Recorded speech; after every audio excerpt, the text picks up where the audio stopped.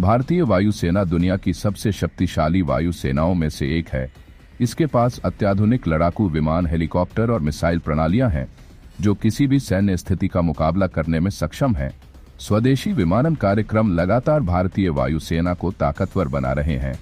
उनके प्रयासों के बीच एक खबर भी सामने आ रही। हिंदुस्तान एरोनॉट लिमिटेड की एक टीम आने वाले हफ्तों में अमेरिका का दौरा करने वाली है, जहां G414 इंजन सौदे पर बातचीत की जाएगी, जिसे एरोस्मिथ अधिकारियों ने को बताया है कि H414 इंजन सौदे के तहत 999 इंजन की आपूर्ति की बातचीत चल रही है, लेकिन संख्या बढ़ सकती है।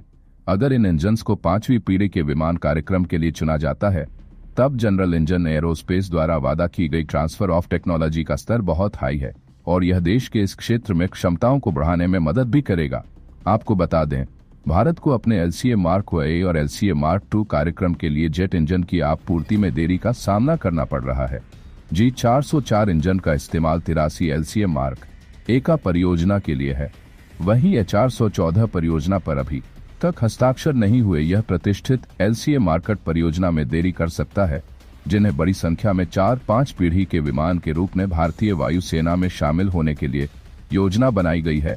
LCA Mark II का उद्देश्य मिराज 2000 जगर और मिग 29 लड़ाक विमान, जगर और मिग 29 लड़ाक विमान और वैश्विक स्तर पर कुछ ही देशों के पास जेट इंजन बनाने की क्षमता है, जिनमें अमेरिका, फ्रांस, ब्रिटेन और रूस शामिल हैं।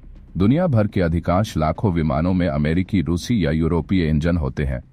भारत अब अपना खुद का इंजन विकसित करने पर काम भी कर रहा और इस संबंध में जल्द ही किसी वैश्विक निर्माता के साथ गठजोड़ कर सकता है। कुछ दिन पहले वायुसेना प्रमुख ने भी इस मुद्दे पर सवाल उठाया था। उन्होंने विमानों की डिलीवरी इंजन न मिलने के चलते हो रही देरी पर चिंता अभिव्यक्त की थी। देखिए उन्होंने क्या कहा था। Production agency have to invest in a advanced manufacture process so the speed can increase upskilling their manpower and worth the scale of production है।